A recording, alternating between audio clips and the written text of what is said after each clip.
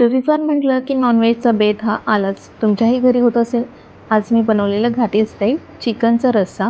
तो कसा बनवलेला त्याची रेसिपी बघूयात. त्यासाठी मी अर्धा किलो चिकन स्वच्छ धुवून घेतलेलं.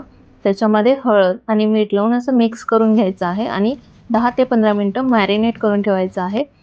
आता आपल्याला ते चिकन शिजवायचं आहे. त्यासाठी मी मीडियम साईजचा कांदा बारीक चिरून घेतला होता. 4 लसूणच्या पाकळ्या, 1 इंच आलं, 2 मिरच्या आणि कोथिंबीर याचं पाणी घालून छान असं वाटण तयार करून घेतलेलं. आता चिकन शिजवायचं आहे त्यासाठी मी पातेल्यामध्ये थोडं तेल टाकलेलं होतं आणि त्याच्यामध्ये कांदा गुलाबी रंगावर परतवून घ्यायचा आहे. कांदा छान परतल्यानंतर त्याच्यामध्ये चिकन टाकायचं आहे. चिकन छान असं मिक्स करून घ्यायचं आहे. एक 5 मिनिटं चिकन आपल्याला परतायचं आहे, जेणेकरून त्याचा थोडासा कलर असा चेंज होईल. ते आपण वाटण तयार करून ठेवलं होतं आळणी पाण्यासाठी, ते आपल्याला टाकायचं आहे. 4-5 मिनिटं छान असं परतवून घेतल्यानंतर त्याच्यावर झाकण ठेवायचं आहे. एक तांब्या पाणी गरम करून घेतलेलं आहे, जे आपल्याला आळणी रस्स्यामध्ये टाकायचं आहे. झाकणावर सुद्धा मी पाणी टाकून घेतलेलं आहे, जेणेकरून चिकन खाली नको लागायला. आणि आता हे पाणी गरम झाल्यानंतर आपल्याला त्याला चिकनमध्ये मिक्स करायचं आहे.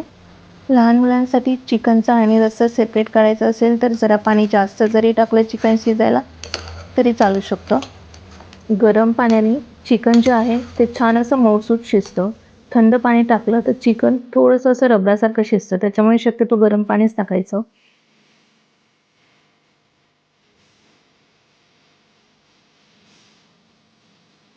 सुका मसाला भाजून घेणार आहे. त्यासाठी 2 चमचे तीळ, अर्धा चमचा बडीशोप, पाव चमचा जिरे, दालचिनी, मिरे आणि लवंग हे छान असं 1 मिनिटं परतवून घेणार आहे. त्याचा वास आल्यानंतर आणि त्याचा थोडा कलर चेंज झाल्यानंतर तीळ थोडीशी उडायला लागल्यानंतर आपल्याला हे एका डिशमध्ये काढून घ्यायचे आहे.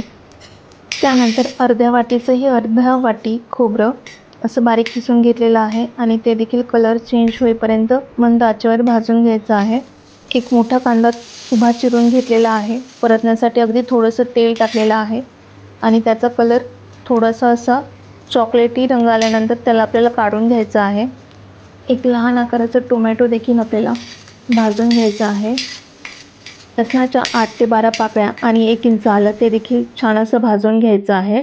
आता अशा प्रकारे आपला सगळा जो मसाला आहे तो भाजून झालेला आहे. सुके मसाले जे आहे ते आपण वाटून घेणार आहोत आणि नंतर जो ओला मसाला आहे तो वाटून घ्यायचा आहे आणि थोडीशी वाटताना कोथिंबीर देखील टाकलेली आहे. आता एका कढईमध्ये तेल गरम करून जो मसाला आपण वाटून घेतलेला तो छान असा तेल सुटूस तोपर्यंत परतवून घ्यायचा आहे.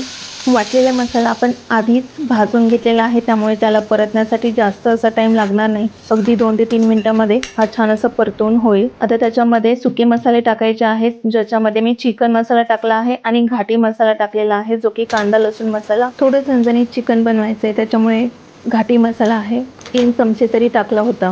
3 माणसांसाठी हे चिकन बनवत आहे आणि चिकन अर्धा किलो आहे, त्यानुसार मी मसाला टाकलेला आहे. आता जे आपण वाटून घेतलेलं पाणी होतं ते थोडंसं टाकायचं.